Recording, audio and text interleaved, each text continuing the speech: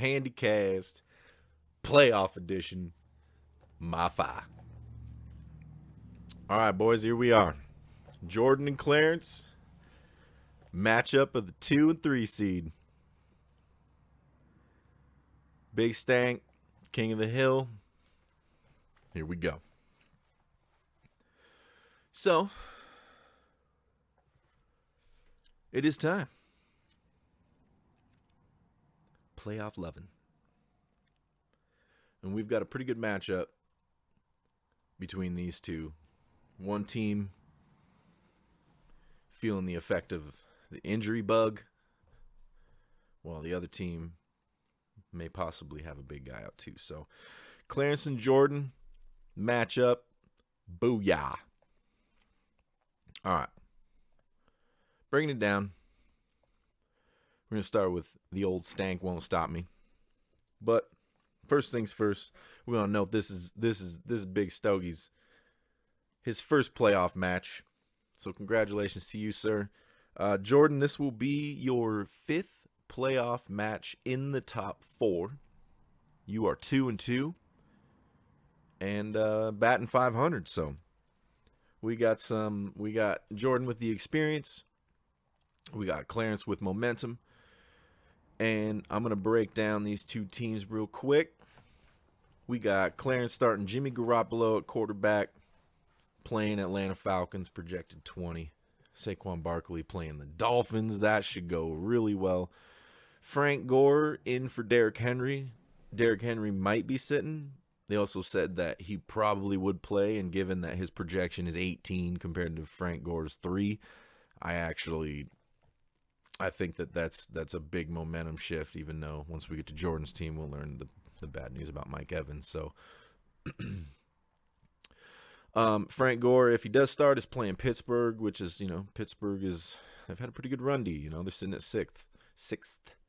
And his receivers are Keenan Allen and DJ Moore. DJ Moore has been killing it lately. He's actually been pretty good. I would assume Keenan Allen would be the carrier here. If somebody had to carry the workload, it might have been Keenan Allen. But DJ Moore's been doing well, even though Keenan Allen is technically, the Minnesota defense has been great. They're 24th in pass, so we'll see what happens there. I think Hunter Henry might get some play, but we'll get into that too. Clarence's tight end played already on Thursday and claimed 11, which is big. It's a big start from the tight end position. That's Kelsey numbers. So flexing it up, he's got James White in the defense slot. He's got the Patriots D, and both of them playing the Bengals. So anything could happen as far as numbers go. The Patriots D has been phenomenal playing these low income teams.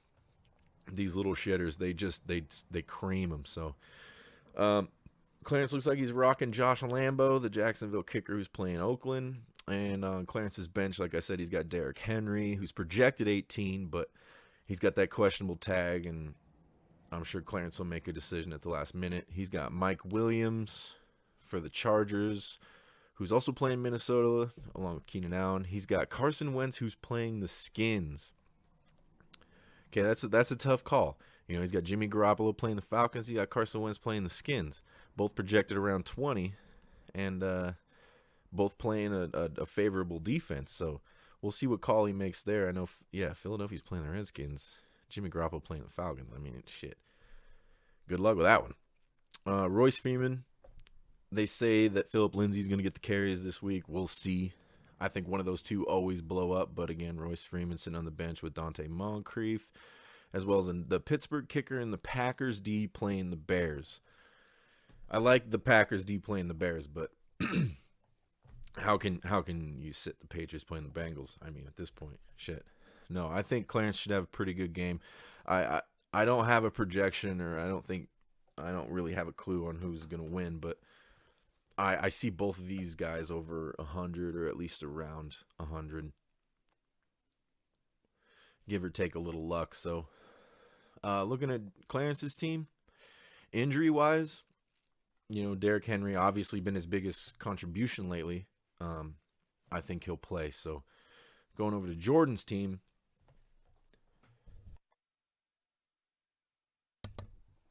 He's got Tom Brady starting the quarterback position, and we all know the Patriots are playing the Bengals. Leonard Fournette and Josh Jacobs, these are both his running backs. Their teams are playing each other, and both of those running backs have favorable defense to play against. So I think Jordon will get a lot of his points from Fournette and Jacobs, as well as the fact that Michael Thomas is playing the Colts, who have the 25th ranked defense.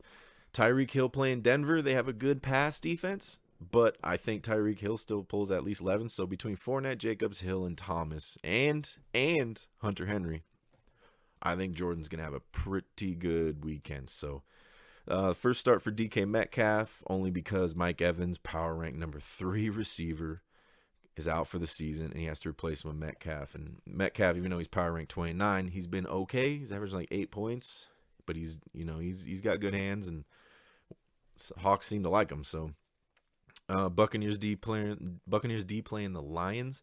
I know they're projected high. For some reason, I've just been scared to start any defense versus the Lions. They're shady. Like, they're not like the Jets where they're going to get stomped, or even Chicago Bills. Their offense ain't too great. But either way, Jordan's got the gay kicker from Tampa Bay. I think this one's going to be close. I really do. I think it would be a little different if the injury bug hadn't riddled Jordan Howard, Greg Olsen, and Mike Evans. That's tough, but Jordan is the lurker, man. He's going to make it happen, and he's going to give you everything. The matchups, to me, are pretty freaking equal, and I can't really pick one. So, no, again, congratulations to both of you. This is fun stuff, man. Scoreboard style. Yeah. All right. Average points per game. Jordan, 1436 over 14 games. It's obviously just above 100 points a game. While Senior Clarence is 1389, which is just under 100 points a game. This one's going to be close. If you go to the scoreboard, they've got their projections, and it's been close all week. So the Jordan is meant to have a big week, but Clarence is also matched up to possibly have an even bigger week, or about the same. I'm not too sure. I'm rooting for both of you. Congratulations. Winner goes to the Super Bowl, as you know. Clarence getting his first playoff start. I know he wants to start off on the right foot. So, yeah, and the power rankings, I was going to note the top 10 for each team, and starting with Big Stank over here. He's got the number 2 tight end in the game, Mark Andrews, who got 11 on Thursday, and he's got the number 1 defense. The number 1 defense in the Patriots. They have been so consistent, and Clarence this year had 4 games without Barkley, which was his number 1 pick, and he ended up going 3-1, a lot because of the Patriots defense, and also a lot because of Derrick Henry.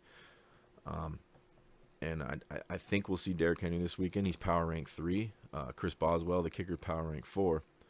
But, other than that, nothing's too flashy on Clarence's side. On Jordan's side, however, we've got the number 1 receiver, Michael Thomas. That he has been lighting it up. I had him last year, man, and the consistency in his catch rate is just, how is he always open, No, he's good. Tom Brady don't even hit top 10. Leonard Fournette and Josh Jacobs, I mentioned earlier, 9 and 10 on the power rankings there. I think that they go off. And Hunter Henry, even though he's sitting at 8th power ranking, he's been pretty consistent lately. And the gay kicker sits at power rank 5. And we all know the bad news for Jordan, which is Mike Evans, power rank 3, who's just been him and Godwin, man. Jordan and Adam been loving those points. And unfortunately, he's out. So, no, that being said, best of luck to everybody. You had a previous matchup this year, and they split that 1-1. So this is the tiebreaker of all tiebreakers. One of y'all got to go represent the division in the Super Bowl. And even though Chuck thinks my team sucks, I think our division pulls it off this year. Best of luck. Congratulations. I'll see you next week. Peace.